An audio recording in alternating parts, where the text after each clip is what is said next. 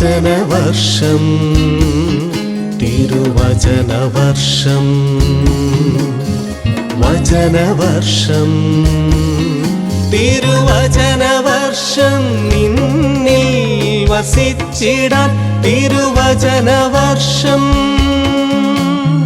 നിന്നിൽ വസിച്ചിടാൻ വചനമാരി പൊഴിക്കണേ ദൈവമേ തിരുവചനമാക്കി തീർക്കണേ എന്നെയും. യേശുമിശിഹായ്ക്ക് സ്തുതിയായിരിക്കട്ടെ. മലങ്കര സഭ ഒരുക്കുന്ന വിശുദ്ധഗ്രന്ഥ പഠന ശിബിരത്തിലേക്ക് എല്ലാവർക്കും പ്രത്യേകമായിട്ട് സ്വാഗതം ചെയ്യുന്നു. കഴിഞ്ഞ 12 എപ്പിസോഡുകളിലൂടെ വിശുദ്ധ ഗ്രന്ഥത്തിന്റെ ചരിത്രപരമായിട്ടുള്ള പുസ്തകങ്ങളെക്കുറിച്ചുള്ള വ്യാഖ്യാനമായിരുന്നു ഞാൻ നിങ്ങൾക്ക് നൽകിയിരുന്നത്. ജോഷുവ മുതൽ ആരംഭിച്ച നമ്മളുടെ പഠനം ഇപ്പോഴിതാ രാജാക്കന്മാരുടെ 1-ാം പുസ്തകം 12-ാമത്തെ അധ്യായം വരെ എത്തി നിൽക്കുകയാണ്. യഥാർത്ഥത്തിൽ ഈ പഠന മേഖലകളിലൂടെ വിശുദ്ധ ഗ്രന്ഥത്തിന്റെ ചരിത്ര പ്രാധാന്യത്തെക്കുറിച്ചും ദൈവശാസ്ത്രത്തെക്കുറിച്ചുമൊക്കെയുള്ള പ്രബോധനങ്ങളായിരുന്നു നമ്മൾ കണ്ടുകൊണ്ടിരുന്നത്. വിശുദ്ധ ഗ്രന്ഥം കേവലം ചരിത്രമല്ല, മറിച്ച് ഓരോ ചരിത്രത്തിനുള്ളിലും ദൈവശാസ്ത്രത്തിന്റെ അനുഭവങ്ങളുണ്ട്, അവരുടെ വിശ്വാസത്തിന്റെ അനുഭവങ്ങളുണ്ട് എന്ന് കൃത്യമായിട്ട് നമ്മെ ബോധിപ്പിക്കുന്ന തിരുവചന വ്യാഖ്യാനമായിരുന്നു കഴിഞ്ഞ ആഴ്ചകളിലൂടെയൊക്കെ നമ്മൾ കേട്ടുകൊണ്ടിരുന്നത്.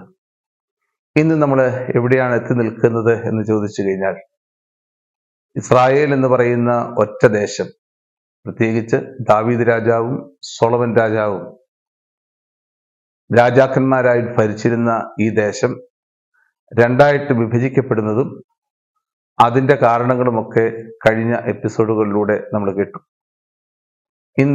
ഇനിയുള്ള ഇതിൻ്റെ ചരിത്രത്തെക്കുറിച്ചുള്ള ഒരു വിചിന്തനമാണ് ഇന്ന് നൽകാൻ ഉദ്ദേശിക്കുന്നത് ഈ എപ്പിസോഡിലൂടെ. പ്രത്യേകിച്ച് നമുക്കറിയാം, ഇസ്രായേൽ ജനത്തിന്റെ ചരിത്രം പരിശോധിച്ച് നോക്കിക്കഴിഞ്ഞാൽ രാജാക്കന്മാരിലൂടെയാണ് ഈ ചരിത്രം ആരംഭിക്കുന്നത്. ജെറോബോവാം ഡൈനാസ്റ്റി, ആ വാക്ക് നിങ്ങൾക്ക്, ഡൈനാസ്റ്റി എന്നുള്ള വാക്ക് നിങ്ങൾക്ക് സുപരിചിതമായിരിക്കും എന്ന് വിശ്വസിക്കുകയാണ്. കാരണം ഡൈനാസ്റ്റി എന്ന് പറയുന്നത് രാജപരമ്പരയാണ്.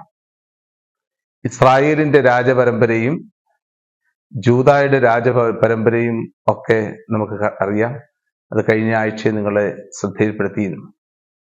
ജെറോബോവാം എന്ന് പറയുന്ന വ്യക്തിയിലൂടെ ആരംഭിക്കുന്ന ഇസ്രായേലിന്റെ രാജപരമ്പര, റഹോബോവാം എന്ന വ്യക്തിയിലൂടെ ആരംഭിക്കുന്ന ജൂദാദേശത്തിന്റെ രാജപരമ്പര. എന്നാൽ ജൂദാദേശത്തിന്റെ രാജപരമ്പര റഹോബോവാം എന്ന് പറയുന്ന വ്യക്തിയിലൂടെ അല്ല, മറിച്ച് ദാവീദ് രാജാവിലൂടെയാണ് ആരംഭിക്കുക. ദാവീദ്, സോളമൻ, അതിനുശേഷം റഹോബോവാം എന്നിങ്ങനെയാണ് ജൂദാദേശത്തിന്റെ രാജപരമ്പര ആരംഭിക്കുക. ജൂദാദേശത്തെ സംബന്ധിച്ചിടത്തോളം ഇതിന്റെ രാജപരമ്പര അവസാനിക്കുന്നത് ഈശോമിശിഹായിലാണ്. കാരണം ഇത് മത്തായിയുടെ സുവിശേഷത്തിന്റെ 1-ാമത്തെ അധ്യായത്തില് നമുക്ക് കാണാൻ സാധിക്കുന്ന വംശാവലി വിവരണത്തിൽ ജൂദാദേശത്തിന്റെ രാജപരമ്പര ആരംഭിക്കുന്നത് ഒറ്റ രാജവംശമേ ഉള്ളൂ, അത് ജൂദാദേശമാണ്. തലമുറകളായിട്ട് കൈമാറി വന്നതാണ് ജൂദാദേശം എന്ന് പറയുക. അതുകൊണ്ട് ഈ ജൂദാദേശത്തിന്റെ പരമ്പര എന്ന് പറയുന്നത് ദാവീദ് രാജാവിൽ തുടങ്ങി സോളമനിലൂടെ, അതുപോലെ തന്നെ റഹോബോവാമിലൂടെ, പിന്നീട് കടന്നു വരുന്ന അബിയാം, ആസ, യഹോഷാഫത്ത് എന്നീ വ്യക്തികളിലൂടെ കടന്നു വന്ന് കുറച്ച് മുന്നോട്ട് പോകുമ്പോൾ ഉസിയ, ജോഥാം, ആഹാസ്, ഹെസക്കിയ, മനാസെ, അമ്നോൻ, ജോസിയ, യഹോയാക്കിൻ, സദക്കിയ എന്നീ രാജാക്കന്മാരിലൂടെ ജൂദ രാജവംശം ബാബിലോൺ പ്രവാസത്തിന് മുമ്പ് വരെ നിൽക്കുകയാണ്. ബാബിലോൺ പ്രവാസത്തിന് കാലഘട്ടത്തില് ജൂദാ രാജവംശത്തിന് രാജവംശമില്ലായിരുന്നു. എന്നാൽ യഹോയാക്കിൻ എന്ന് പറയുന്ന ജോസിയയുടെ പുത്രനായ യഹോയാക്കിമിന്റെ പുത്രൻ ബാബിലോൺ പ്രവാസത്തിലേക്ക് പോയപ്പോൾ 567 BC അവിൽ മർദൂക്ക് എന്ന് പറയുന്ന ബാബിലോണിയൻ രാജാവ് അദ്ദേഹത്തെ ബാബിലോൺ പ്രവാസത്ത് നിന്ന് സ്വതന്ത്രനാക്കുകയും അതുവഴിയായി അദ്ദേഹം ബാബിലോണിലേക്ക് പോവുകയും അവിടെ നിന്ന് കടന്നു വരുന്ന അദ്ദേഹത്തിന്റെ പരമ്പരയാണ് സെറുബാബേലിന് ശേഷം കടന്നു വരുന്ന ഓരോ രാജാക്കന്മാരെന്ന് വിശേഷിപ്പിക്കാൻ പറ്റില്ല, മറിച്ച് പരമ്പരയിൽപ്പെട്ട നേതാക്കന്മാർ. ഇപ്രകാരം ജൂദാദേശത്തിന്റെ രാജവംശം അത് മിശിഹ എന്ന് പറയുന്ന വ്യക്തിയിലേക്ക് വിരൽ ചൂണ്ടുന്നതാണ്. ബാബിലോൺ പ്രവാസകാലത്താണ് മിശിഹ എന്ന് പറയുന്ന വ്യക്തിയെക്കുറിച്ചുള്ള വിചിന്തനങ്ങൾ ആരംഭിക്കുന്നതും ആ മിശിഹ എന്ന് പറയുന്ന വ്യക്തി ജൂദാദേശത്ത് തന്നെ വരണമെന്നുള്ള ആഗ്രഹവുമായി പ്രാർത്ഥനയുമായി ജൂദ രാജവംശം ഒരുങ്ങിക്കൊണ്ടിരുന്നത്. ഇപ്രകാരമാണ് പിന്നീട് ഈശോ മിശിഹായിലൂടെ എത്തി നിൽക്കുന്ന ജൂദ രാജവംശത്തിന്റെ പരമ്പര അത് പൂർണ്ണമായിട്ട് തീരുക. ഇപ്രകാരമായിരുന്നു ജൂദ രാജവംശത്തിന്റെ പരമ്പരയെങ്കിൽ അത് ഒറ്റൊരു വംശമേ ഉള്ളൂ. അത് ദാവീദിൽ തുടങ്ങുന്ന വംശം അവസാനിക്കുന്നത് മിശിഹായിലും. എന്നാൽ ഇസ്രായേലിന്റെ രാജവംശം അതിന്റെ പരമ്പര ആരംഭിക്കുന്നത് ജെറോബോവാം ഡൈനാസ്റ്റിയിലൂടെ, രാജവംശത്തിലൂടെയാണ്. അതിനുശേഷം ബാഷയുടെ ഡൈനാസ്റ്റി ഏകദേശം 885 BC ബാഷയുടെ ഡൈനാസ്റ്റി ആരംഭിക്കുക. അദ്ദേഹത്തിന്റെ ഡൈനാസ്റ്റി സിംബ്രി എന്ന് പറയുന്ന വ്യക്തിയിലൂടെ അവസാനിക്കുന്നു. സിംബ്രി എന്ന് പറയുന്ന വ്യക്തിയിൽ നിന്ന് ഓംബ്രി എന്ന് പറയുന്ന വ്യക്തിയുടെ രാജവംശം ആരംഭിക്കുകയാണ്. അദ്ദേഹത്തെ കുറിച്ച് കാണുന്ന 885 BC അത് നമ്മൾ കാണുന്നത്. രാജാക്കന്മാരുടെ 1-ാം പുസ്തകം 16-ാം അധ്യായം 22 മുതൽ 2 രാജാക്കന്മാരുടെ പുസ്തകം 9-ാം അധ്യായം 1-ാമത്തെ വാക്യം വരെ ഈ ഓംബ്രിയുടെ ഡൈനാസ്റ്റിയാണ് നമ്മൾ കാണുക. ഓംബ്രിയുടെ ഡൈനാസ്റ്റിക്ക് ശേഷമാണ് പ്രത്യേകിച്ച് യേഹു ഡൈനാസ്റ്റി ആരംഭിക്കുന്നത്. 841 BC മുതൽ 722 BC വരെയാണ് യേഹുവിന്റെ ഡൈനാസ്റ്റിയുടെ കാലഘട്ടം. 2 രാജാക്കന്മാരുടെ പുസ്തകം 9-ാം അധ്യായം 2-ാം വാക്യം മുതൽ 17-ാം അധ്യായം 6-ാം വാക്യം വരെ ഈ യേഹുവിന്റെ ഡൈനാസ്റ്റിയെ കുറിച്ചുള്ള ചിത്രമാണ് നമുക്ക് കിട്ടുക. അദ്ദേഹത്തിന്റെ വംശപരമ്പരയിൽപ്പെടുന്ന ആളുകളാണ്, പ്രത്യേകിച്ച് അവരെ ഒന്ന് പ്രത്യേകമായിട്ട് ഓർക്കുന്നത് നല്ലതാണ്. യേഹുവിന്റെ ഡൈനാസ്റ്റിയുടെ പരമ്പരയിൽപ്പെട്ട വ്യക്തികൾ സക്കറിയ, ഷല്ലൂം, മെനാഹേം, പെക്കിയ, പെക്ക, ഹോഷയ. ഇങ്ങനെയുള്ള വ്യക്തികളിലൂടെയാണ് ഇസ്രായേലിന്റെ രാജവംശം അവസാനിക്കുന്നത്. 722 BC അസീറിയ രാജാക്കന്മാർ ഇസ്രായേലിനെ നശിപ്പിക്കുന്നതിലൂടെ ഈ ഇസ്രായേൽ എന്ന് പറയുന്ന രാജവംശം അത് സമാപിക്കുകയാണ്. വീണ്ടും ഇങ്ങനെ മുന്നോട്ട് പോകുന്ന ഇസ്രായേലിന്റെ രാജവംശം, അതോടുകൂടി തീരുന്ന രാജവംശം, പിന്നീട് നമുക്ക് കാണാൻ സാധിക്കുക ജൂദ ദേശത്തിന്റെ രാജവംശത്തെ കുറിച്ചുള്ള അറിയിപ്പുകളാണ്. റഹോബോവാമിൽ നിന്ന് അസീറിയൻ ഇൻവേഷൻ, ഇസ്രായേലിന്റെ അസീറിയൻ ഇൻവേഷൻ വരെയുള്ള കാലഘട്ടം 930 BC മുതൽ 722 BC വരെയുള്ള കാലഘട്ടമാണ്.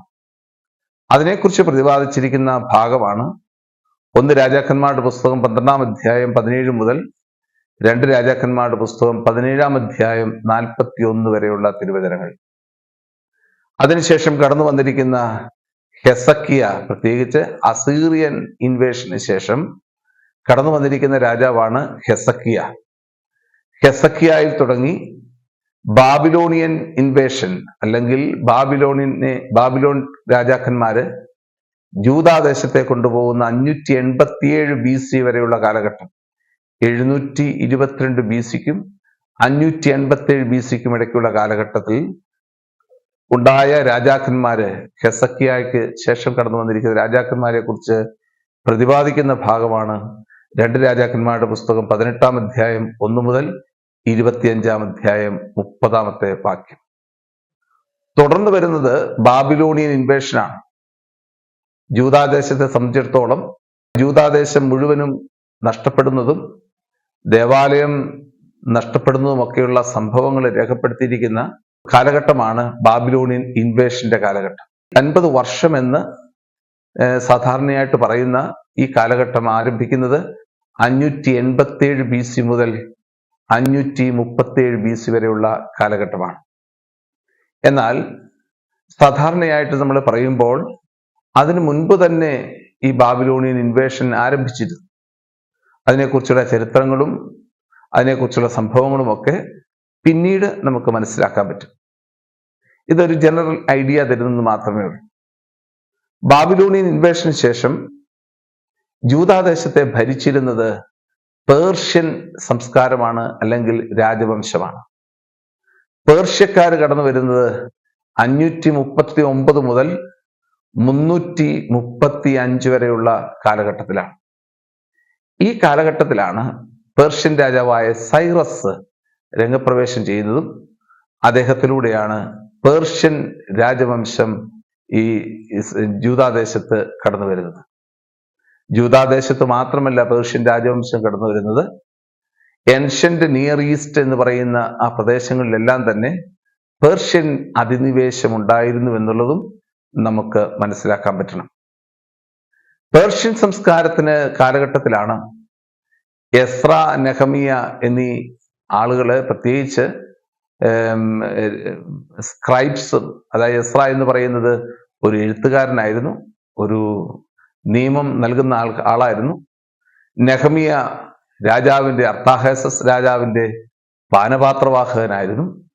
അവര് ജൂദാദേശത്തേക്ക് കടന്നു വന്ന് ഇസ്രായേലിന്റെ ജൂദാദേശത്തെ സമുദ്ധരിക്കുകയും ഒരു പുതിയ ദേവാലയവും അതുപോലെ തന്നെ തകർന്നുപോയ ദേവാലയത്തിന്റെ മതിലുകളുമൊക്കെ പുനരുദ്ധരിക്കുന്ന കാലഘട്ടമായിരുന്നു ഏകദേശം പേർഷ്യൻ സംസ്കാരത്തിന്റെ അല്ലെങ്കിൽ രാജവംശത്തിന്റെ കാലഘട്ടം എന്ന് പറയുക. പേർഷ്യൻ സംസ്കാരത്തിന് ശേഷം 335 BC-യില് ഗ്രീക്ക് പീരീഡ് കടന്നു വരികയാണ്.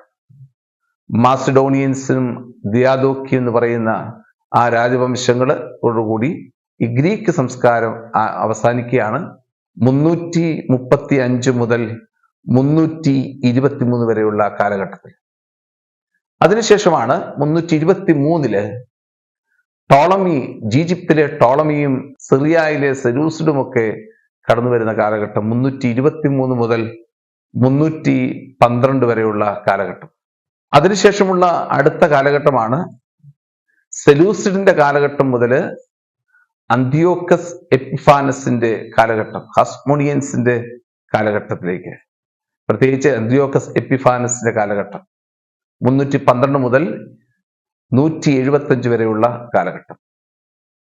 അതിനുശേഷം കടന്നു വരുന്ന കാലഘട്ടമാണ് ഹസ്മോണിയൻ കിങ്ഡം, 134 മുതൽ 104 വരെയുള്ള കാലഘട്ടം. സമാപനത്തിലാണ് റോമൻ പീരീഡ് ആരംഭിക്കുന്നത്, 66 BC-യിൽ ആരംഭിക്കുന്നത്. ഇങ്ങനെയാണ് ഇസ്രായേലിന്റെ ചരിത്രം, പുതിയ നിയമത്തിൽ എത്തി നിൽക്കത്തക്ക രീതിയിലുള്ള ഇസ്രായേലിന്റെ ചരിത്രം നമ്മളൊന്ന് ചരിത്രപരമായിട്ട് നോക്കിക്കഴിയുമ്പോൾ മനസ്സിലാക്കാൻ പറ്റുന്നത്. അപ്പോൾ ഇനി ഈ ചരിത്ര പുസ്തകങ്ങളിലൂടെ കടന്നു പോകുമ്പോൾ ഇത്രമാത്രം വിപുലമായ ഒരു ചരിത്രമുള്ള ഉറങ്ങുന്ന ഒരു ഒരു ഒരു സംസ്കാരമാണ് യഥാർത്ഥത്തിൽ ഇസ്രായേലിന്റെ സംസ്കാരം എന്ന് പറയുക. ദാവീദ് രാജാവില് ആരംഭിക്കുന്ന ജൂദാദേശം, അല്ലെങ്കിൽ ഒറ്റ ഗ്രൂപ്പായ ഇസ്രായേൽ എന്ന് പറയുന്ന ഒരു സമൂഹം, അത് ഇന്നോളം എത്തി നിൽക്കണമെന്നുണ്ടെങ്കിൽ, ഇന്നും അതിന്റെ പ്രാധാന്യം ഒട്ടും കുറയാത്ത രീതിയിൽ ഉണ്ടാകണമെന്നുണ്ടെങ്കിൽ ഈ ചരിത്ര താളുകളിലൂടെ അവർ യാത്ര ചെയ്തിട്ടുണ്ട്. ചരിത്ര സംഭവങ്ങൾ അവർക്ക് കൂടുതലായിട്ട് ശക്തി പകർന്നിട്ടുണ്ട്.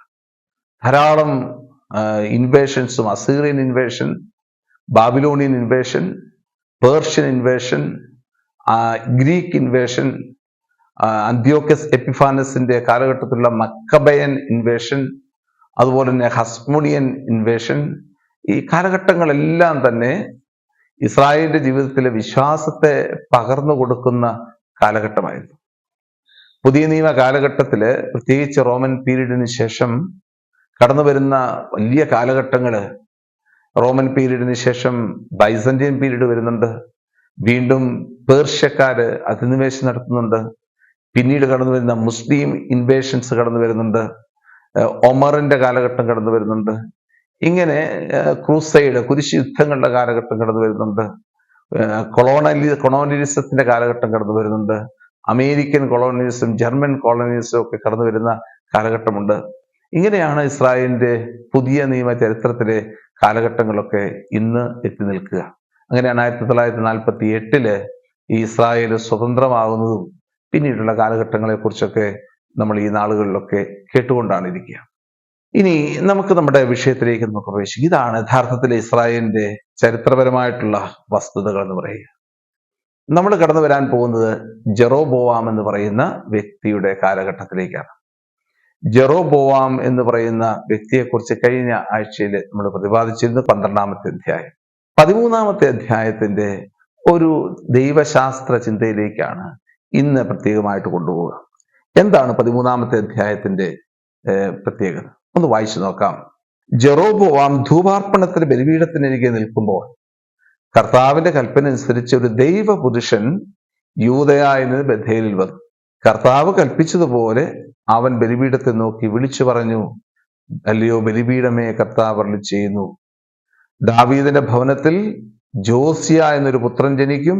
നിന്റെ മേൽ ധൂപാർപ്പണം നടത്തുന്ന പൂജാഗിരിയിലെ പുരോഹിതന്മാരെ അവൻ നിന്റെ മേൽ വെച്ച് ബലി അർപ്പിക്കും.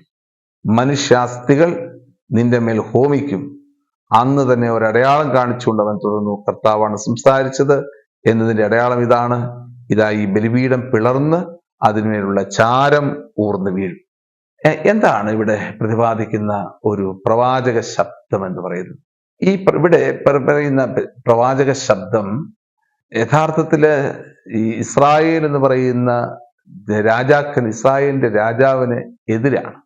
ബഥേലിലും ദാനിലും ജെറോബോവാം രാജാവ് തന്റെ വ്യക്തിമുദ്ര പതിപ്പിക്കുന്ന ബലിപീഠങ്ങൾ ഉണ്ടാക്കുകയും ആ ബലിപീഠത്തില് കാഴ്ചകൾ സമർപ്പിക്കുകയും ഒക്കെ ചെയ്തതായി കഴിഞ്ഞ ആഴ്ചയിലെ എപ്പിസോഡിൽ നിങ്ങൾ കേട്ടിട്ടുണ്ട്. എന്നാൽ അതിൻ്റെയൊക്കെ പശ്ചാത്തലത്തിൽ നിന്നുകൊണ്ട് വേണം ഈ വചനഭാഗത്തെ നമ്മൾ വ്യാഖ്യാനിക്കാൻ. പ്രവാചകൻ ഒറ്റയടിക്ക് പറയുകയാണ്. അതായത് വിശുദ്ധ ഗ്രന്ഥത്തിന്റെ ക്രോണോളോജിക്കൽ സീക്വൻസിലാണെങ്കിൽ ഇത് എത്രമാത്രം ശരിയാകുമെന്ന് നമ്മൾ വിചാരിക്കും. കാരണം ഒറ്റയടിക്ക് ഒരു രാജാവിനെ കുറിച്ച് പറയുകയാണ്, പ്രത്യേകിച്ച് ജോസിയ എന്ന് പറയുന്ന രാജാവ്. ഏകദേശം അദ്ദേഹം മരിക്കുന്ന കാലഘട്ടം 609 BC-യിലാണ്. എന്നാൽ ഇത് നടക്കുന്നതോ, ഈ ജെറോബോവാമിന്റെ കാലഘട്ടം ആരംഭിക്കുന്നതോ ഏകദേശം 930 BC-യിലാണ്. നോക്കിക്കേ, ഡിഫറൻസ് നോക്കിക്കേ.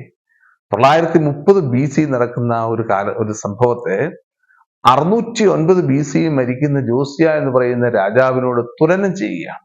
ഇപ്പൊ തന്നെ നമുക്കറിയാം, ഇത് വിശ്വാസത്തിന്റെ പ്രകരണമായിട്ടാണ് ഈ വചനഭാഗം എഴുതപ്പെട്ടിരിക്കുന്നത്. കാരണം ബഥേലിലും ദാനിലും ഒക്കെ പണി കഴിപ്പിച്ച ബലിപീഠത്തെ അത് തച്ചുടയ്ക്കുന്നത് ഇസ്രായേലിന് ജൂദാദേശത്ത് കടന്നു വരുന്ന ദാവീദിന്റെ പുത്രനായ ജോസിയ എന്ന് പറയുന്ന വ്യക്തിയാണ്. കാരണം ഇസ്രായേലിൽ 3 പ്രധാനപ്പെട്ട വ്യക്തികളെ, രാജാക്കന്മാരെയാണ്, ജൂദാദേശത്തിന്റെ രാജാക്കന്മാരെയാണ് ദൈവം അത്രമാത്രം സ്നേഹിച്ചിരുന്നത്, അത്രമാത്രം പരിപാലിച്ചത്. 1 ദാവീദ്, 2 ഹെസക്കിയ, 3 ജോസിയ. ഇവർക്ക് 3 പേർക്കും പ്രത്യേകമായിട്ടുള്ള ഒരു അനുഭവം ഉണ്ടായിരുന്നു. കാരണം ദാവീദ് രാജാവ് ഇസ്രായേലിനെ മുഴുവനെയും ഒന്നിപ്പിക്കുന്ന വ്യക്തി.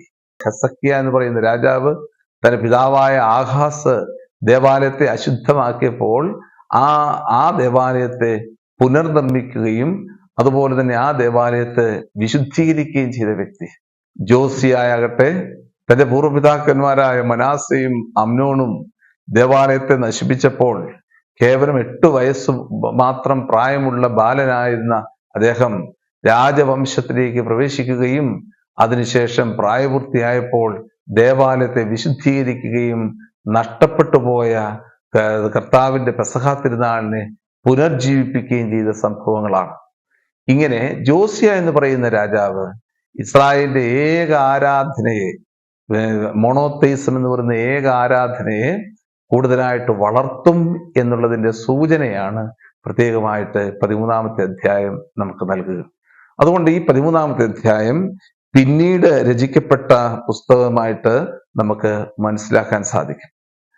തുടർന്ന് വരുന്ന ഭാഗങ്ങളിലേക്കൊക്കെ നോക്കുമ്പോൾ ജെറോബോവാമിന് 14-ാമത്തെ അധ്യായം ഒക്കെ ജെറോബോവാമിന് കൊടുക്കുന്ന ശിക്ഷയെക്കുറിച്ചാണ്.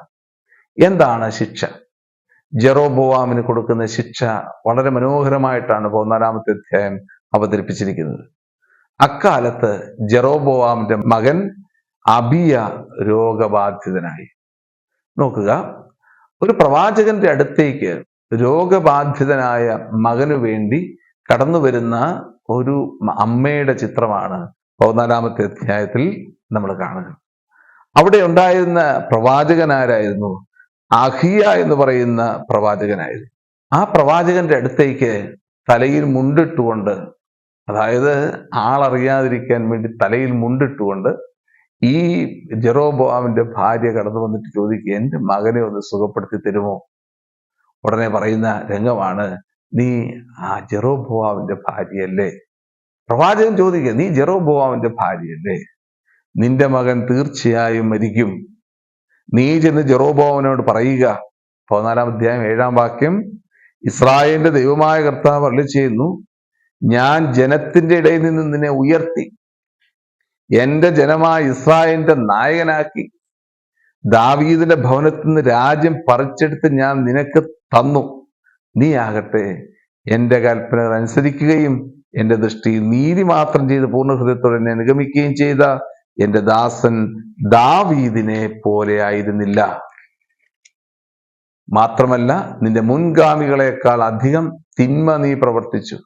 നീ അന്യദേവന്മാരെയും വാർപ്പു വിഗ്രഹങ്ങളെയും ഉണ്ടാക്കി എന്നെ പ്രകോപിപ്പിച്ചു, എന്നെ പുറന്തള്ളുകയും ചെയ്തു. ആകയാൽ ജെറോബോവാമിന്റെ കുടുംബത്തിന് ഞാൻ നാശം വരുത്തും. നോക്കിക്കേ, എത്രമാത്രം ശക്തമായിട്ടുള്ള വിധി പ്രസ്താവനയാണ് അഹിയ എന്ന് പറയുന്ന പ്രവാചകൻ ജെറോബോവാമിന്റെ കുടുംബത്തിന് നടത്തുന്നത്.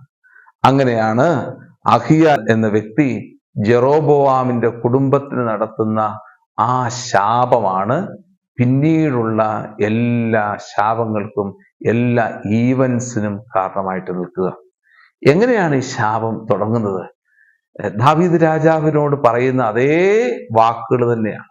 അതായത് ബത്ശബയെ പ്രാപിച്ചപ്പോൾ, ഉറിയായെ നശിപ്പിച്ചപ്പോൾ ദൈവമായ കർത്താവ് നാഥാൻ പ്രവാചകനിലൂടെ ദാവീദ് രാജാവിനോട് പറയുന്ന അതേ ശാപം തന്നെ, അതേ ശാപത്തിന്റെ വാക്കുകൾ തന്നെയാണ് യഥാർത്ഥത്തിൽ ജെറോബോവാം രാജാവിനോട് ഈ അഹിയ എന്ന് പറയുന്ന പ്രവാചകൻ പറയുന്നത്. ഞാൻ നിന്നെ ജനതകളുടെ ഇടയിൽ നിന്ന് ഉയർത്തി. അഹിയ എന്ന് പറയുന്ന പ്രവാചകനാണ് ഈ ജെറോബോവാമും റഹോബോവാമും വേർതിരിയുന്ന അവസരത്തിൽ ഒരു കഷ്ണം തുണിയെടുത്ത് 12 കീറി 10 കഷ്ണം എടുത്ത് ജെറോബോവാമിന്റെ കയ്യിൽ കൊടുത്തിട്ട് പറഞ്ഞു. എന്താണ് പറഞ്ഞത്? ജെറുസലേമിനെ പ്രതിയും ജൂദായെ പ്രതിയും ഇതാ ഞാൻ നിനക്ക് ഈ 10 തരുന്നു, എന്നാൽ അവയെ പ്രതി ഞാൻ 2 നിനക്ക് നൽകുകയില്ല എന്ന് പറഞ്ഞുകൊണ്ട് മാറ്റിവെക്കുകയാണ് ജൂദാ ഗോത്രവും ബെഞ്ചമിൻ ഗോത്രവും. ഇപ്രകാരം 10 ഗോത്രങ്ങളെ കർത്താവ് അവന് കൊടുത്തു. എന്നാൽ ദൈവമായ കർത്താവിനെ എതിർത്തുകൊണ്ട് അന്യദേവന്മാരുടെ പിന്നാലെ പോവുകയും അന്യദേവന്മാരെ ആരാധിക്കാൻ വേണ്ടി ജനത്തെ പ്രേരിപ്പിക്കുകയും ജെറുസലേം ദേവാലയത്തിലേക്ക് പോകരുതെന്ന് പറയുകയും ജെറുസലേമും ജൂദായും തമ്മിലുള്ള ബന്ധം വിച്ഛേദിക്കുകയും കർത്താവിന്റെ ദാസനായ ദാവീദിനെതിരായി പ്രവർത്തിക്കുകയും ചെയ്ത ഒരു വ്യക്തി എന്ന നിലയിൽ ഈ കുടുംബത്തിന് സർവനാശം വരുത്തുന്ന രംഗമാണ് ഈ തിരുവചനം നമ്മെ ഓർമ്മിപ്പിക്കുക. തുടർന്ന് വരുന്ന കാലഘട്ടങ്ങളിലൊക്കെയും പ്രത്യേകിച്ച് ജെറോബോവാമിന്റെ മരണത്തെക്കുറിച്ചുള്ള ഭാഗങ്ങൾ 19-ാമത്തെ അധ്യായത്തിൽ നമ്മൾ കാണുന്നുണ്ട്. തുടർന്ന് വരുന്ന കാര്യങ്ങളൊക്കെ നമ്മൾ കാണുന്നത് അടുത്ത ഡൈനാസ്റ്റിയിലേക്കാണ്. സാധാരണയായി ചരിത്രകാരന്മാരും വിശുദ്ധ പണ്ഡിതന്മാരും ഒക്കെ ഈ ഭാഷ എന്ന് പറയുന്ന വ്യക്തിയെ വേറൊരു ഡൈനാസ്റ്റി ആയിട്ട് അവതരിപ്പിക്കുന്നില്ല. എന്നാൽ ഞാൻ അതിനെ ഒരു പുതിയ ഡൈനാസ്റ്റി ആയിട്ട് ഭാഷയെ ഞാൻ മനസ്സിലാക്കുകയാണ്. കാരണം പലതുണ്ട്. തിരുവചനം വായിക്കുന്ന ഇപ്രകാരമാണ്: ജൂദാ രാജാവായ ആസായുടെ 3-ാം ഭരണവർഷം അഹിയായുടെ മകൻ ബാഷ ഭരണമേറ്റു. അവൻ 24 വർഷം ഇസ്രായേൽ രാജാവായി തിർസായിൽ വാണു. അവനും കർത്താവിന്റെ സന്നിധിയിൽ തിന്മ പ്രവർത്തിച്ചു. ജെറോബോവാമിന്റെ മാർഗങ്ങളിലും ഇസ്രായേലിനെ വഴിപിഴപ്പിച്ചവന്റെ പാപങ്ങളിലും ഭാഷ വ്യാപരിച്ചു. അപ്പോൾ ജെറോബോവാം ആദ്യമായിട്ട് ഇസ്രായേലിന്റെ രാജാവായിട്ട് മാറുമ്പോൾ അദ്ദേഹത്തിന് ഒരു ക്യാപിറ്റൽ സിറ്റി വേണം. എവിടെയാണ് ക്യാപിറ്റൽ സിറ്റി? ഇസ്രായേലിന്റെ ക്യാപിറ്റൽ സിറ്റി ആയിട്ട് അദ്ദേഹം തെരഞ്ഞെടുത്ത സ്ഥലമാണ് തിർസ എന്ന് പറയുന്ന ദേശം. അതെവിടെയാ കാണുന്നത്? അത് ഇസ്രായേലിൽ ഇപ്പോഴും ആ സ്ഥലമുണ്ട് എന്നുള്ളതാണ് വളരെ പ്രധാനപ്പെട്ടത്.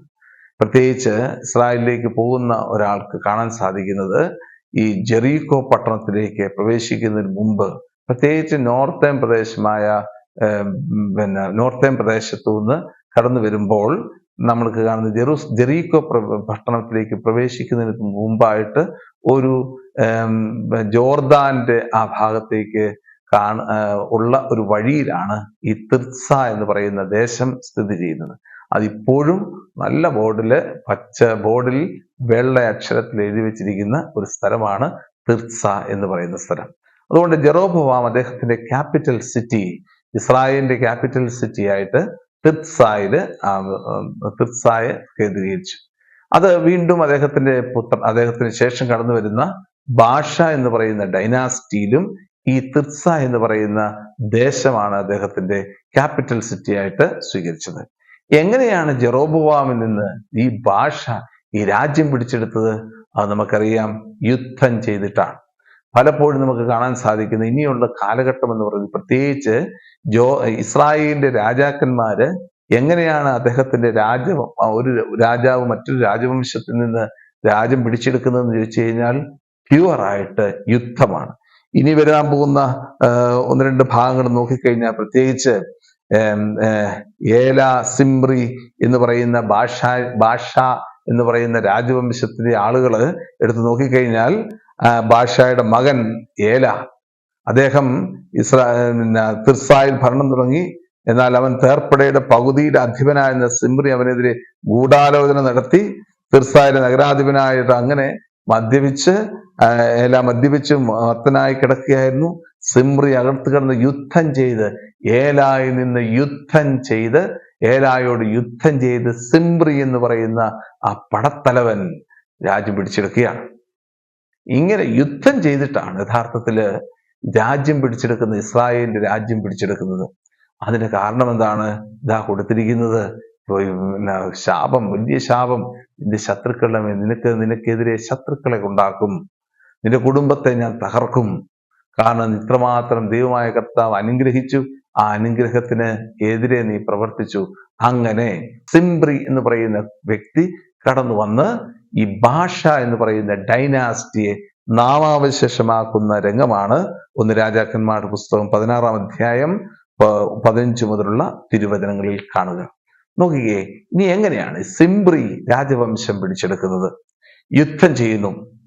ഉടനെ യുദ്ധം ചെയ്തിട്ട് അടുത്ത രംഗം എന്ന് പറയുന്നത് യഥാർത്ഥത്തില് ആ ദേശത്തിന്റെ ക്യാപിറ്റൽ സിറ്റി എടുക്കുക എന്നുള്ള, അത് ഇന്നും തുടരുകയാണ് അല്ലെ? ദമാസ്കസിനെതിരെ അല്ലെങ്കിൽ സിറിയക്കെതിരെ ഇസ്രായേൽ നടത്തുന്ന വ്യോമാക്രമണമൊക്കെ നടത്തുന്നത് ദമാസ്കസ് സിറ്റിയിലാണ്. അങ്ങനെ ലെബനോണിന്റെ ബെയ്റൂട്ടില് ഇങ്ങനെ രാജ്യത്തിന്റെ തലസ്ഥാന നഗരി പിടിച്ചെടുക്കുന്ന പതിവ് അന്നും ഉണ്ടായിരുന്നു, ഇന്നും ഉണ്ടായിരുന്നു. ഇതുപോലെ സിംറി എന്ന് പറയുന്ന വ്യക്തി പിടിച്ചെടുക്കുന്ന തിർസ എന്ന് പറയുന്ന രാജ്യം തലസ്ഥാന നഗരി പിടിച്ചെടുത്ത് അത് അഗ്നിക്കിരയാക്കിയാണ് ചെയ്യുന്നത്.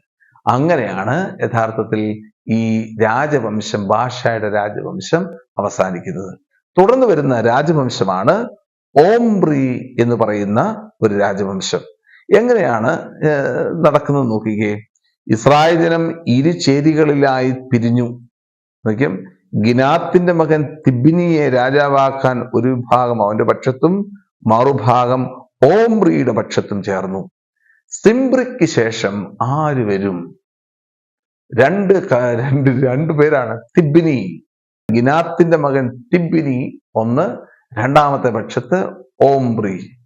അപ്പോൾ ആരാണ് ഇനി രാജവംശത്തിൽ ഭരിക്കാൻ വരുന്നത്? തിബ്നി, ഓംബ്രി എന്നിങ്ങനെയുള്ള രണ്ട് വ്യക്തികൾ കടന്നു വരുമ്പോൾ ഓംബ്രി യഥാർത്ഥത്തില് ഈ രാജവംശം പിടിച്ചെടുക്കാൻ വേണ്ടി സിംബ്രിയുമായിട്ട് യുദ്ധം ചെയ്യുകയും ആ യുദ്ധത്തിൽ തിർസ നഗരം സിംബ്രി കത്തി നശിപ്പിക്കുകയും അങ്ങനെ ഇതാ ഓംബ്രി എന്ന് പറയുന്ന രാജവംശം കടന്നു വരികയും ചെയ്തു. എന്നാൽ ഓംബ്രിക്ക് അടുത്ത ഒരു രംഗത്തിലേക്ക് നമ്മൾ നോക്കുമ്പോൾ ഓംബ്രി രാജാവായിട്ട്, ഇസ്രായേലിന്റെ രാജാവായിട്ട് അവരോധിക്കപ്പെട്ട് കഴിഞ്ഞപ്പോൾ അദ്ദേഹത്തിന് ഒരു ക്യാപിറ്റൽ സിറ്റി വേണം. അദ്ദേഹം എന്ത് ചെയ്തു? ഷൊമേർ എന്ന് പറയുന്ന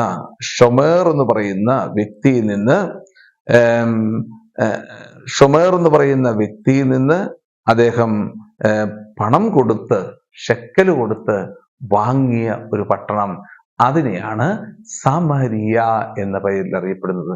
ഷൊമേർ എന്ന് പറയുന്ന വ്യക്തിയിൽ നിന്ന് പണം കൊടുത്ത് വാങ്ങിയ പട്ടണമായ സമരിയ എന്ന് പറയുന്ന പ്രദേശം അദ്ദേഹം തന്റെ തലസ്ഥാന നഗരിയായിട്ട് തെരഞ്ഞെടുത്തു. ആ സമരിയ എന്ന് പറയുന്ന പ്രദേശത്താണ് ഓംബ്രി മുതലുള്ള രാജവംശക്കാര് താമസിച്ചു കൊണ്ടിരുന്നത്. അങ്ങനെയാണ് ഓംബ്രി മുതലുള്ള രാജവംശത്തിന്റെ തലസ്ഥാനം സമരിയ എന്ന് പറയുന്ന പട്ടണമായിട്ട് മാറുന്നത്. ഇനി ഈ സമരിയയാണ് യഥാർത്ഥത്തിൽ അസീറിയക്കാർ വന്ന് നശിപ്പിക്കുന്നതും സമരിയ നാമാവശേഷമായിട്ട് തീരുന്നതുമൊക്കെ 722 BC നടക്കുന്ന സംഭവത്തിലൂടെയാണ് എന്ന് നമുക്കൊക്കെ അറിയാം. ഇപ്പോഴും സമരിയ എന്ന് പറയുന്ന പ്രദേശമുണ്ട്. ഇപ്പോൾ അതിന്റെ പേര് നാബ്ലുസ് എന്ന പേരിലാണ് അറിയപ്പെടുന്നത്. ഇസ്രായേലിൽ നിന്ന്, പ്രത്യേകിച്ച് ജെറുസലേമിൽ നിന്ന്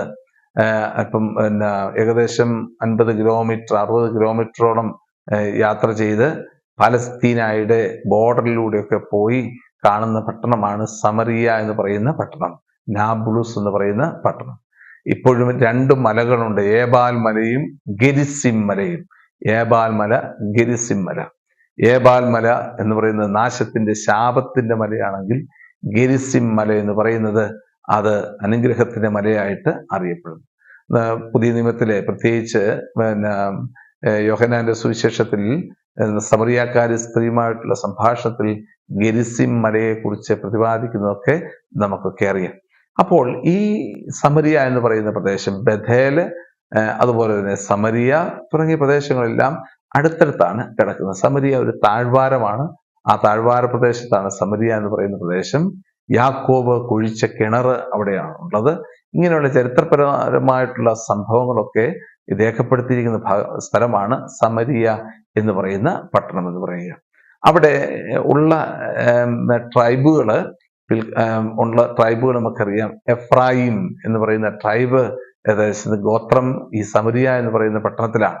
അതുകൊണ്ടാണ് സമരിയയെ വിശേഷിപ്പിക്കുമ്പോൾ പ്രവാചകന്മാർ പറയുന്നത് എഫ്രായിം, നീ എന്റെ വത്സലപുത്രൻ. അതുപോലെ തന്നെ ഈ എഫ്രായിമിനെ കുറിച്ച് പറയുമ്പോഴത്തേന് എഫ്രായിമിന്റെ മലനിരകളെ കുറിച്ച് പറയുമ്പോൾ, സമരിയയെ കുറിച്ച് പറയുമ്പോഴൊക്കെ എല്ലാം സിനോണിമസ് ആയിട്ട് ഉപയോഗിക്കുന്ന വാക്കുകളാണ്. ഇസ്രായേലിനെ യോജിപ്പിക്കാൻ വേണ്ടി ഉപയോഗിക്കുന്ന വാക്കുകളാണ് എഫ്രായിമും അതുപോലെ തന്നെ സമരിയ എന്നിങ്ങനെയുള്ള വാക്കുകൾ. അപ്പൊ അതുകൊണ്ട് സമരിയ എന്ന് പറയുന്ന സ്ഥലത്ത് ഓംബ്രി എന്ന് പറയുന്ന രാജാവ് രംഗപ്രവേശം ചെയ്യുകയാണ്. ഇനി കടന്നു വരാൻ പോകുന്നത് നല്ല രസമുള്ള, അല്ലെങ്കിൽ വളരെയധികം ആഴത്തിൽ ദൈവശാസ്ത്ര വിചിന്തനങ്ങൾ നടത്തുന്ന 1-2 സംഭവങ്ങളാണ്.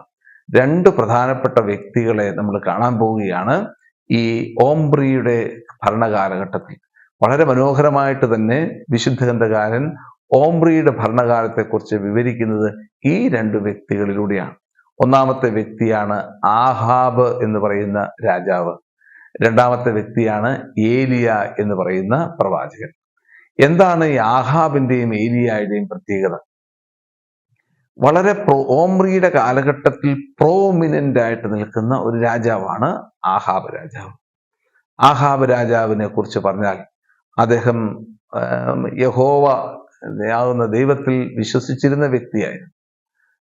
ചരിത്രങ്ങൾ ബൈബിളിൽ പറയുന്നില്ലെങ്കിലും ചരിത്ര പുസ്തകങ്ങൾ രേഖപ്പെടുത്തിയിരിക്കുന്നത് അദ്ദേഹം ഒരു യഹോവ വിശ്വാസിയായിരുന്നു. പക്ഷേ ജസബൽ എന്ന് പറയുന്ന ഭാര്യ, അവൾ എവിടുത്തുകാരിയായിരുന്നു ചോദിച്ചു കഴിഞ്ഞാൽ സീറോ ഫിനീഷ്യക്കാരത്തിയായിരുന്നു. എവിടെയാണ് സീറോ ഫിനീഷ്യ എന്ന് പറയുന്നത്? ടയർ, സീദോൻ എന്നീ പ്രദേശങ്ങളാണ് സീറോ ഫിനീഷ്യ എന്ന പേരിൽ അറിയപ്പെടുന്നത്. എവിടെയാണ് ടയർ എന്ന് നമുക്കൊന്ന് പരിശോധിച്ച് കഴിഞ്ഞാൽ മെഡിറ്ററേനിയൻ ഭാഗത്തുണ്ട് ചേർന്ന് കിടക്കുന്ന പ്രദേശമാണ് ടയർ ആൻഡ് സീദോൻ എന്നിങ്ങനെയുള്ള രണ്ട് പ്രദേശങ്ങൾ. ഈ പ്രദേശങ്ങള് സത്യം പറഞ്ഞാൽ ആരംഭകാലത്ത് വിഘടിച്ചു നിന്നെങ്കിലും പിന്നീട് ഈ ദാവീദ് രാജാവ് തന്റെ രാജ്യത്വം പുനഃസ്ഥാപിച്ചു കഴിഞ്ഞപ്പോൾ 2 സാമൂഹ്യന്റെ പുസ്തകം 8, 9, 10 അധ്യായങ്ങളിൽ ടയർ എന്ന് പറയുന്ന ദേശത്തിനെതിരെ യുദ്ധം ചെയ്യുകയും അത് പിടിച്ചെടുക്കുകയും ചെയ്യുന്നതായിട്ട് നമുക്കറിയാം. രാജാക്കന്മാരുടെ 1-ാം പുസ്തകം 7-ാമത്തെ അധ്യായത്തില് ടയറിലെ രാജാവ് സോളമൻ രാജാവിന് ദേവാലയം പണിയാൻ വേണ്ടി സാധന സാമഗ്രികൾ കൊടുക്കുന്നതൊക്കെ നമുക്ക് കാണാൻ സാധിക്കും. ഇങ്ങനെ പലപ്പോഴും അങ്ങോട്ടും ഇങ്ങോട്ടും ഒക്കെ മാറി ഈ അലയൻസ് ഉണ്ടായിരുന്ന ഒരു രാജ്യമാണ് യഥാർത്ഥത്തിൽ ടയർ ആൻഡ് സീദോൺ. ഈ ടയർ ആൻഡ് സീദോന്റെ പ്രത്യേകത കാനാന്യ രാജ്യമായിരുന്നു, കാനാന്യര്.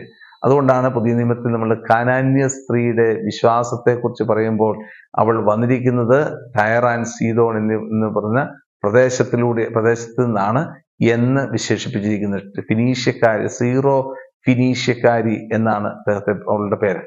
അപ്പൊ ഈ ജസബൽ എന്ന് പറയുന്ന രാജ്ഞി സീറോ ഫിനീഷ്യക്കാരിയായിരുന്നു എന്ന് പറഞ്ഞു കഴിഞ്ഞാൽ കാനാന്യരുടെ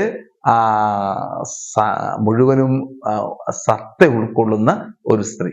ഇവൾ അവിടെ നിന്ന് പോരുമ്പോൾ, ഇവളെ കല്യാണം കഴിച്ചുകൊണ്ട് ആഹാബ് രാജാവ് ഇസ്രായേലിലേക്ക് വരുമ്പോൾ അവിടെ കൊണ്ടുവന്നിരുന്ന വിഗ്രഹങ്ങളായിരുന്നു ഈ ബാലിന്റെയും അക്ഷേരായുടെയും വിഗ്രഹങ്ങളെന്ന് സാധാരണയായിട്ട് പറയാറുണ്ട്.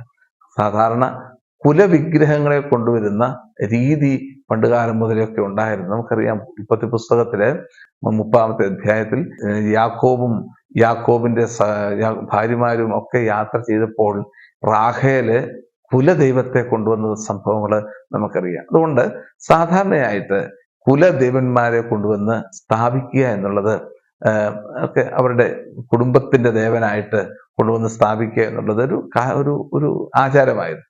ഇപ്രകാരം ഈ ജസബൽ രാജ്ഞി കുലദേവന്മാരെ കൊണ്ടുവന്ന് ഇസ്രായേലിൽ സ്ഥാപിച്ചു.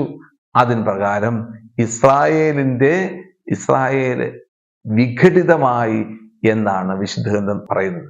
ഇസ്രായേൽ വിഘടിതമായി എന്ന് പറഞ്ഞു കഴിഞ്ഞാൽ ബഥേലിലും ദാനിലും മാത്രമുണ്ടായിരുന്ന വിഗ്രഹാരാധന ഈ ജസബലിന്റെ വരവോടുകൂടി വിഘടിതമായിട്ട് മാറും. അവിടെ പോലും ഒരു ഐക്യമുണ്ടാകാത്ത ഒരു സാഹചര്യം കടന്നു വരികയാണ് ചെയ്യുന്നത് എന്ന് തിരുവചനം നമ്മെ പഠിപ്പിക്കുകയാണ്. അതുപോലെ തന്നെ ഓർത്തോണം, ഈ ആഹാബ് രാജാവും ജസബൽ രാജ്ഞിയും വന്നതിൽ പിന്നെ ഇസ്രായേലിൽ അതിശക്തമായ രീതിയിൽ ഇസ്രായേൽ, അതായത് നോർത്തേൺ പ്രദേശത്ത് ജെറോബോവാമിന്റെ ഭരിച്ചിരുന്ന ആ പ്രദേശത്ത് ശക്തമായ രീതിയിൽ എന്താണ് ഉണ്ടാകുന്നത്? വിഗ്രഹാരാധനകൾ കടന്നു വരികയാണ്. ഈ അവസരത്തിലാണ് പ്രവാചകനായ ഏലി പ്രത്യക്ഷപ്പെട്ടത്. ഏലിയാഹു എന്നാണ് വിശേഷിപ്പിക്കുക ഹെബ്രായ ഭാഷയിൽ. ഏലിയാഹു എന്ന് പറഞ്ഞു കഴിഞ്ഞാൽ മൈ ഗോഡ് ഈസ് യാഹുവേ. കണ്ടോ? My God is Yahweh. ദൈവമാണ് എന്റെ ദൈവം, യാഹുവയാണ് എന്റെ ദൈവം എന്നുള്ള പേരിന്റെ കാരണക്കാരനാണ് ഏലിയ പ്രവാചകൻ. അതുകൊണ്ട് തന്നെ ഏലിയ പ്രവാചകന്റെ ആ പേര് തന്നെ വിശേഷിപ്പിക്കുന്നത് അദ്ദേഹത്തിന്റെ സ്വഭാവവും ഇനി കടന്നു വരാൻ പോകുന്ന എപ്പിസോഡുകളിൽ കാണാൻ പറ്റുന്ന രീതികളൊക്കെയാണ് നമുക്ക് കാണാൻ സാധിക്കും. പല എപ്പിസോഡുകൾ ഈ ഏലിയ പ്രവാചകനുമായിട്ട് ബന്ധപ്പെടുത്തിയുണ്ട്. ഈ ഏലിയ പ്രവാചകന്റെ 1-2 എപ്പിസോഡുകൾ ഞാനൊന്ന് പറഞ്ഞതിന് ശേഷം ഞാൻ ഈ അടുത്ത ഒരു രംഗത്തിലേക്ക് അടുത്ത എപ്പിസോഡിൽ നമുക്കൊന്ന് പ്രവേശിക്കാം.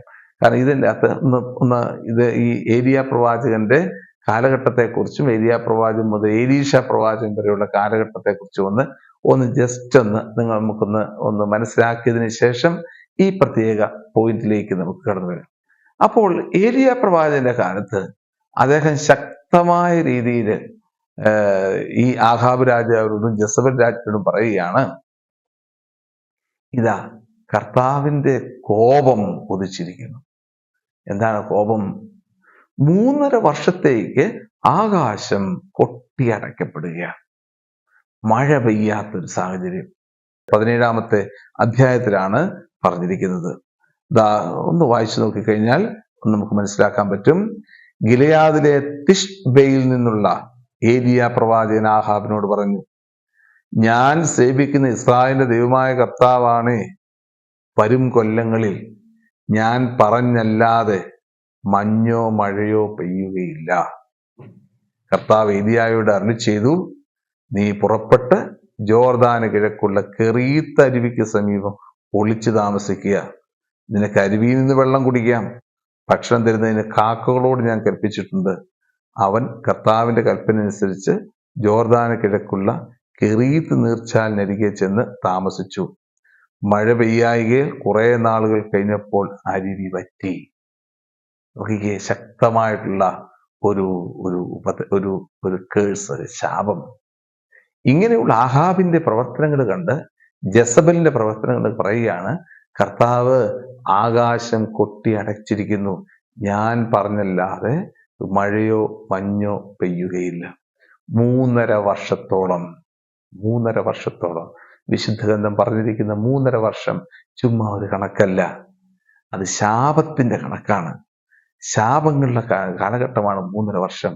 ആ 3.5 വർഷം ഇസ്രായേലിലെ മഴയോ മഞ്ഞോ പെയ്യാത്ത നാളുകളിലൂടെ കടന്നു പോവുകയാണ്. വീണ്ടും ഇസ്രായേൽ ജനം തിന്മ പ്രവർത്തിക്കുകയാണ്. അവരുടെ മുമ്പിൽ ആരാണ് യഥാർത്ഥ ദൈവമെന്ന് കാണിച്ചു കൊടുക്കാൻ വേണ്ടി ഏലിയ പ്രവാചകൻ നടത്തുന്ന അത്ഭുതകരമായിട്ടുള്ള ഒരു ബലിയർപ്പണത്തെ 18-ാമത്തെ അധ്യായത്തിൽ നമ്മൾ കാണുന്നു. വീണ്ടും 19-ാമത്തെ അധ്യായത്തിലേക്ക് വരുമ്പോൾ ഏലിയ പ്രവാചകൻ ഇവിടെ നിന്ന് ഒളിച്ചോടിപ്പോകുന്നു. മരിക്കാൻ തയ്യാറായി ഒളിച്ചോടിപ്പോകുന്നു.